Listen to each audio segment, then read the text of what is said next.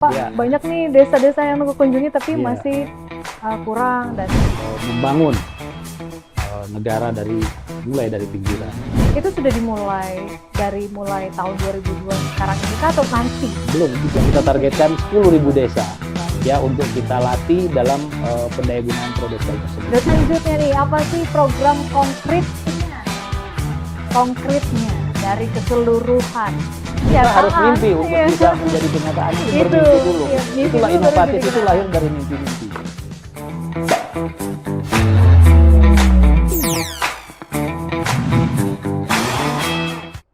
Hai teman desa, senang sekali bisa berjumpa kembali ya dalam podcast Teras Desa untuk Maju Mandiri dan Sejahtera. Temu lagi sama Nuka Zulika di sini yang pastinya akan nemenin kalian semua kurang lebih 15 menit ke depan. Seperti biasa, kita punya tema itu akan membahas tentang program P3PD untuk Desa Mandiri. Dan lagi-lagi, ini nggak asing nih Nuka ditemanin sama narasumber kali ini karena kemarin kita juga sudah berbicara tentang P3PD, bahkan tentang apa sih yang sudah dilakukan setahun belakangan ini, tapi beliau katanya baru menjabat selaku Direktur Evaluasi Perkembangan Desa 1,5 bulan. Ini ada Bapak Muhammad Naufal kembali di sini bersama Nuka. Terima kasih. Pak, gimana kabar hari ini? Tambah semangat kayaknya ya? Alhamdulillah, baik. Selalu semangat. Harus ya Pak, Harus. lebih semangat lagi Iya. kalau sekarang. Tapi sehat ya Pak? Alhamdulillah. Selalu Alhamdulillah, sehat lah. selalu ya. sehat. Oke Pak, kemarin kita flashback sedikit. Kita udah ngomongin tentang apa yang sudah dikerjakan selama 2022. Khususnya untuk tugas Bapak yang baru 1,5 bulan ini. Mungkin bisa di flashback dikit Pak kemarin? Yang sudah kita lakukan seperti yang saya jelaskan kemarin itu ada penyusunan grand design Prodeskal atau Ya. profil desa dan kelurahan, dan kedua kita menyelesaikan payung hukum Payung dari hukum itu. pelaksanaan Prodeskal itu sendiri. Betul, betul. Karena itu tadi kan kita sudah bilang masih banyak desa-desa di Indonesia yang mungkin kekurangan SDM yang mumpuni Iya. untuk menjadi kepala desa dan lain-lainnya gitu. Terus ada juga infrastruktur tadi yang kemarin juga Nuka sempat ucap, Pak, Iya. banyak nih desa-desa yang Nuka kunjungi tapi Iya. masih kurang, dan tapi Bapak juga akhirnya menjelaskan bahwa sudah banyak juga desa yang menjadi contoh akhirnya menjadi Iya. desa wisata dan UMKM-nya maju Betul, di sana betul. gitu. Ada banyak contoh-contoh lah desa Apa yang itu maju. juga yang nanti masih dikembangkan Pak ini untuk resolusi 2023? Ya pasti terus itu ya. Hmm. Kita terus harus menyasar desa karena memang itu fokus kita ya di Ditjen Bina Pemerintahan Desa adalah bagaimana memperkuat jajaran pemerintahan desa ya dan kelurahan dalam rangka membangun negara mulai dari pinggiran. Mungkin seperti itu. Oke, membangun negara mulai dari pinggiran. Iya. Menarik tuh Pak. Maksudnya pinggiran tuh gimana? Ya artinya kita membangun mulai dari desa.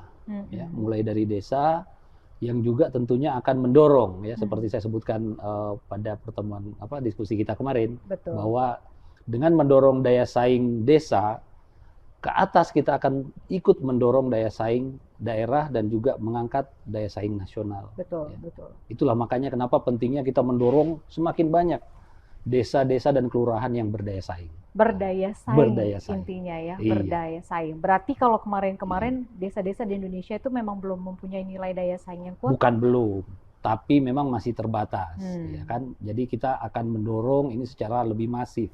Ya itulah gunanya program-program yang dicanangkan oleh pemerintah di berbagai sektor.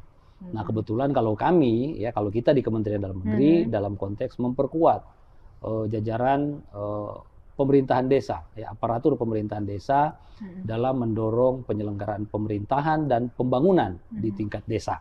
Nah, Betul, mungkin lebih itu. pembangunan. Oke, Iya. tapi Nuka menarik tadi dengan kata-kata daya saing nih Pak. Nah, untuk membangun desa yang mempunyai daya saing nantinya dari evaluasi perkembangan desa sendiri, khususnya di bidangnya Bapak nih, akan melakukan hal apa aja Pak? Nah, jadi gini, kebetulan dengan program P3PD itu ada beberapa prioritas kita. Pertama, melakukan re-engineering terhadap Prodeskal, profil desa oke. dan kelurahan. Jadi re-engineering ini adalah kita mencermati kembali struktur dan rancang bangun sistem aplikasi profil desa dan kelurahan untuk kita sempurnakan ke depan. Lebih lebih friendly ya. Oke. Supaya memberikan kemudahan dan juga memberikan ruang interoperabilitas Dengan ya. maksud? Dengan maksud supaya kita dapat memanfaatkan data secara berbagi pakai. Oke. Ya, bukan hanya dari internal Kementerian Dalam Negeri, tapi juga secara lintas kementerian dan lembaga. Itu satu, ya. Kemudian kedua, melakukan penyusunan pedoman Prodeskel. Kita sudah melakukan re-engineering, menata kembali ya sistem aplikasi Prodeskel itu. Nah, kemudian kita menyusun pedoman Prodeskel supaya ini bisa kita implementasikan kepada seluruh aparatur pemerintah desa sebagai user dari Prodeskel tersebut. Nah, mereka yang akan melakukan input data dan informasi dalam sistem aplikasi Prodeskel. Sehingga kita perlu melakukan penyiapan pedoman ya terkait dengan teknis implementasi Prodeskel. Nah, dan yang ketiga adalah kita mendorong peningkatan kapasitas aparatur pemerintahan desa dalam pendayagunaan Prodeskel itu sendiri.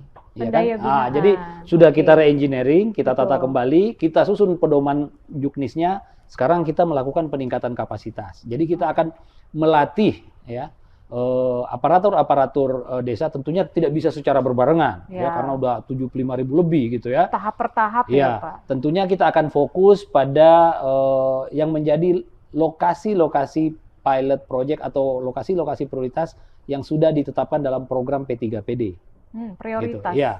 Ya kebetulan kami kemungkinan sekitar 10.000 yang kita targetkan 10.000 desa. Baik. Ya untuk kita latih dalam pendayagunaan Prodeskel tersebut. Berarti 10.000 itu yang termasuk prioritas? Ya, 10.000 itu dari kurang lebih 67.000 ya kalau nggak salah menjadi ya, desa. Kita mencoba menyasar sekitar 10.000 desa untuk kita latih peningkatan kapasitas aparaturnya dalam pemanfaatan Prodeskel itu sendiri. Gitu. Yang pertama di mana tuh Pak? Kalau boleh tahu? Oh, artinya gini. Kita akan melakukan itu secara serentak. Ya, jadi 10.000 desa itu serentak. Iya, dengan berbagi regional tentunya dan ada beberapa kelas dan beberapa angkatan. Ya, karena kalau secara berbarengan kita juga kekurangan sumber daya ya. Dan kita tentunya akan memanfaatkan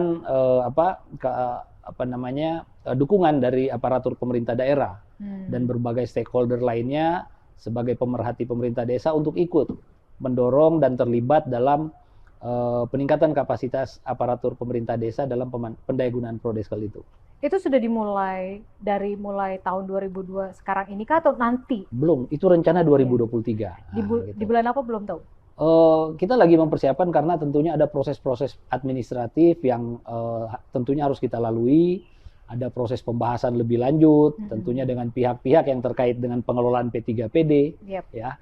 Nah, sehingga memang usulan program sudah kita siapkan, tinggal bagaimana kita membahas dan kalau memang disetujui oleh pihak-pihak tadi pemangku kepentingan itu bisa kita implementasikan di mungkin di paling lambat di sekitar bulan-bulan 4 atau bulan 5 di 2023. Sekitar bulan 4 atau bulan 5 itu kalaupun memang prosesnya semua sudah terpenuhi ya, prosesnya. Betul. Itu karena masih pengamatan saya ya kalau memang bisa. Prosesnya masih panjang gitu. Ya. Ini masih kira-kira ya teman desa belum tentu bisa juga lebih cepat, bisa juga lebih lama gitu ya. Tapi karena tadi lebih cepat, ya, pertemuan kemarin saya sampaikan bahwa kegiatan ini kan juga didukung oleh anggaran PHLN.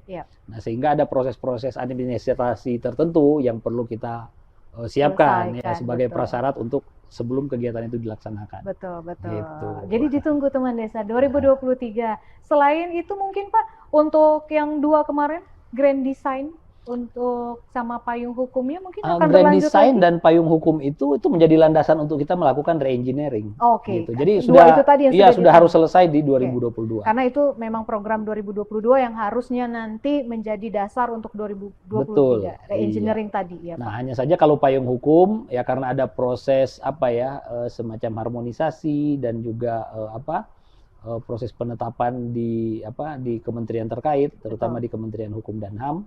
Nah, sehingga mungkin itu akan berproses lebih lanjut, gitu ya.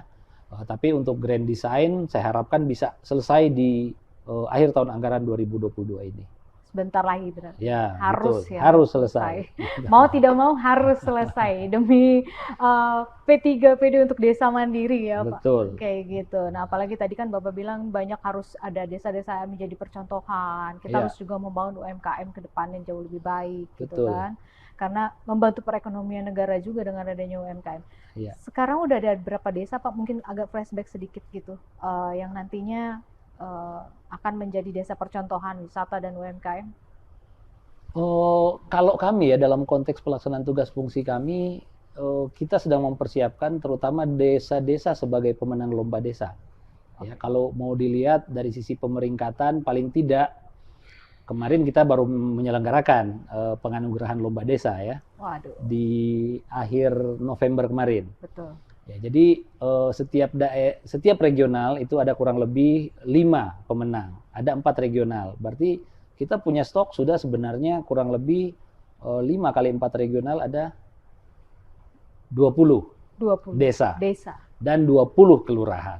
Gitu ya. 20 desa dan 20 kelurahan. Sebenarnya ini bisa menjadi cikal bakal daerah-daerah percontohan. Ini yang 2022. Nah, sebelumnya itu kan sudah ada yang 2019 dan sebelumnya lagi 2018 yang juga bisa menjadi rujukan dalam menjadi daerah-daerah percontohan dalam perbaikan atau percepatan penyelenggaraan pemerintahan desa. Mungkin seperti itu.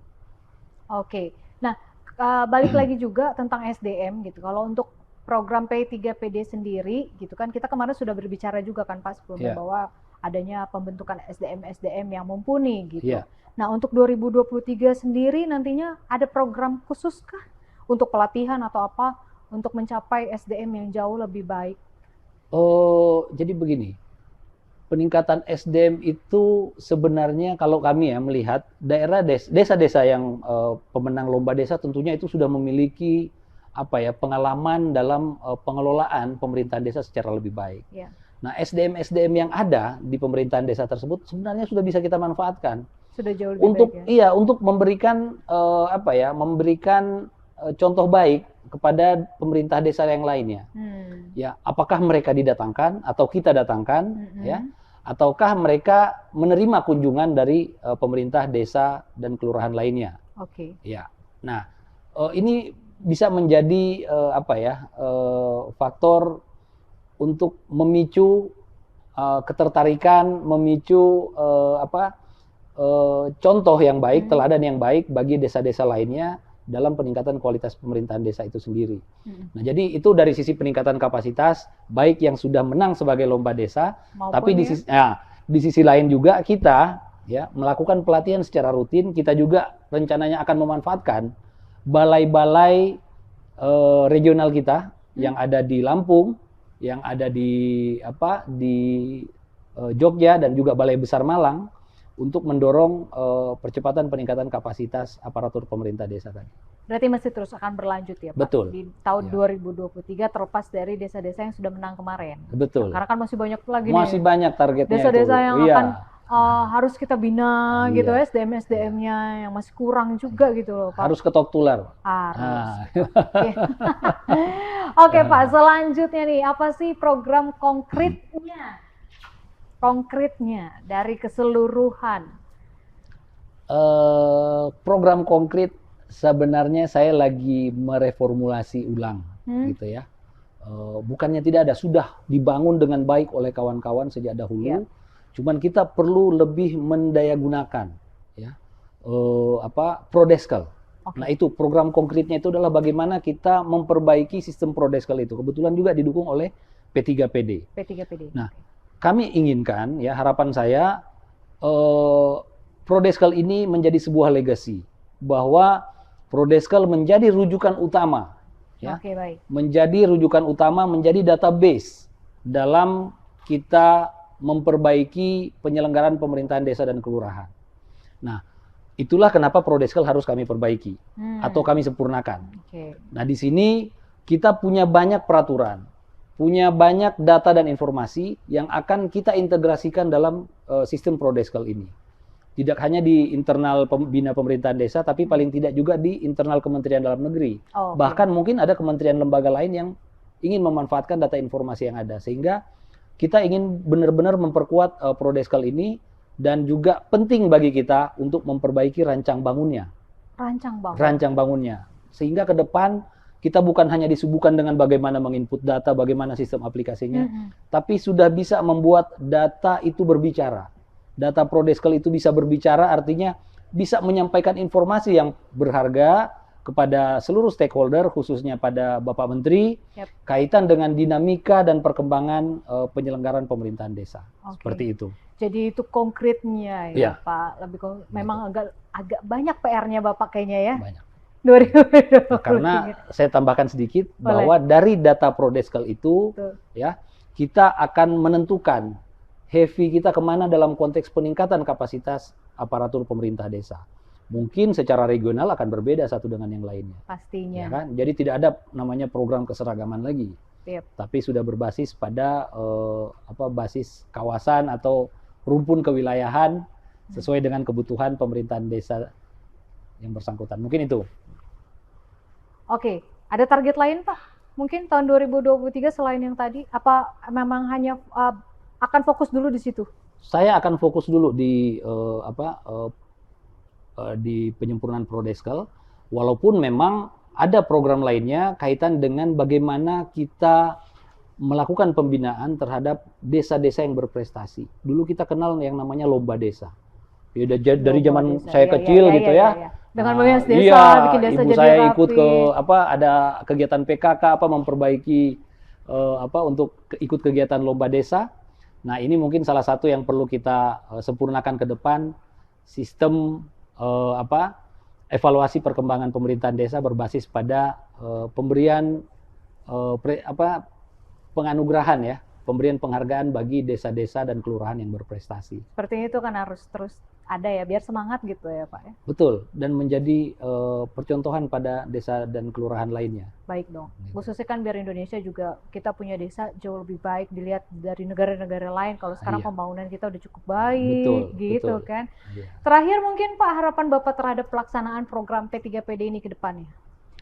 Saya berharap program ini tidak putus, artinya kalaupun P3PD sudah selesai, ya, ada exit strategi yang bisa kita tinggalkan, ada legasi yang bisa kita tinggalkan, yaitu bagaimana program ini berlanjut, ya, berlanjut dan terus kita sempurnakan dari hasil yang sudah kita capai di pelaksanaan program P3PD ini. Apakah dia masih berlanjut secara program P3PD-nya, ataukah sudah dibiayai melalui rupiah murni, ya. Tapi yang saya harapkan adalah program ini tidak putus di P3PD, tapi ini terus berlanjut. Gitu ya, karena memang ini tantangan kita ini tidak sedikit gitu ya.